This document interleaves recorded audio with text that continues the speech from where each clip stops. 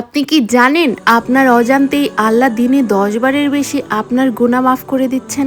কিভাবে জানেন? রাসূলুল্লাহ সাল্লাল্লাহু আলাইহি সাল্লাম বলেছেন, মুমিনের শরীরে জ্বর হলেও আল্লাহ গুনাহ জড়িয়ে দেয়। শরীরে ব্যথা হলে, মাথা যন্ত্রণা হলে গুনাহমোচন হয়। শরীরে একটা কাঁটা বিঁধলে, আঘাত পেলে সেটার বদলেও গুনাহমোচন হয়। দুর্ঘটনা ঘটলে ভয়, বিপদ, অসহায়ত্ব এগুলো আল্লাহর কাছে গুনাহ মাফ হয়। মানুষ যখন কষ্ট পায়, অপমানিত হয়, আঘাত পায়, ধৈর্য ধরে, তখন আল্লাহর রহমত বর্ষিত হয়। জীবন থেকে কিছু হারিয়ে গেলে সেটার জন্য অভিযোগ না করে সবর করলে গুনাহ মাফ হয়, গুনাহ মাফের দরজা খুলে যায়। এক ফোঁটা চোখের পানি, সেটাও আল্লাহ গুনাহ ধুয়ে দেয়।